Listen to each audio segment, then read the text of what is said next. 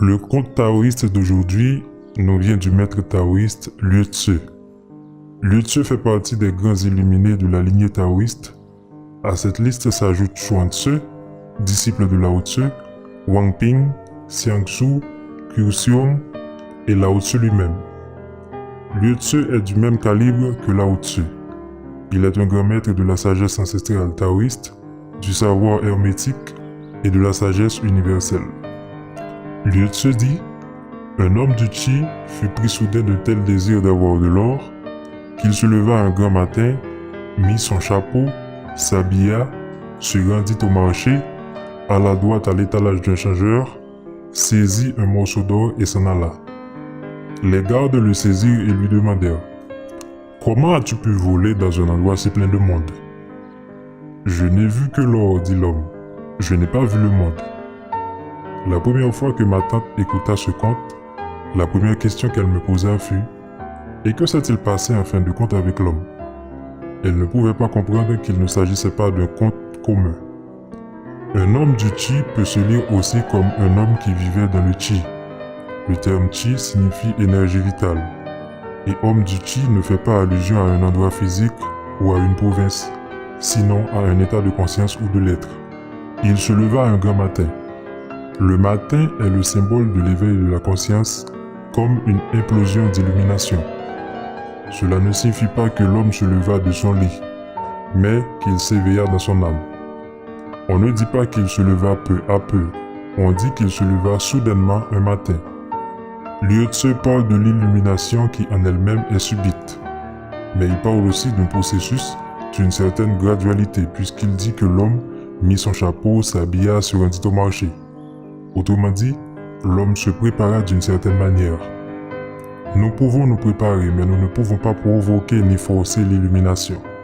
Celle-ci arrive par elle-même. Mais en même temps, nous ne devons pas tomber dans le piège de la paresse en disant que nous n'allons rien faire et que l'illumination arrivera quand même.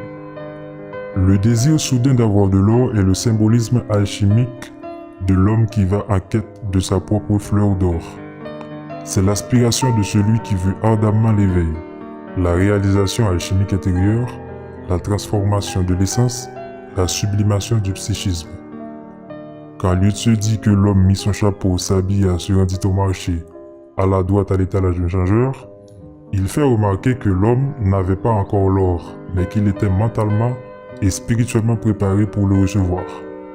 Se mettre le chapeau est le symbole de la pratique, de la discipline. Le chapeau indique aussi ce que les hindous appellent la culmination du Kundalini de la colonne vertébrale jusqu'à la tête. C'est l'élévation suprême du Qi, jusqu'au 6e et 7e chakra appelé Ajna chakra et Sahasrara chakra.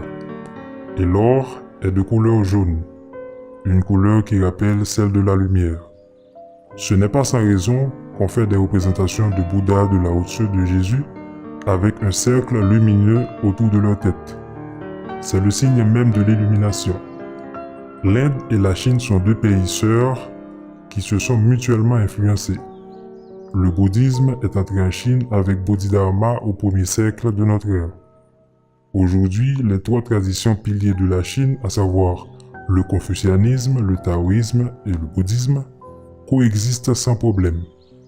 Ainsi naquit le Chan en Chine, qui plus tard au Japon donnera naissance au Zen, qui veut dire méditation. Finalement, les gardes et l'endroit plein de monde dont parle Liu Tzu est une allusion aux gens, famille, amis, la société qui s'oppose à ta réalisation. Car dès que tu t'éveilles, ta vie ne coïncide plus avec la leur.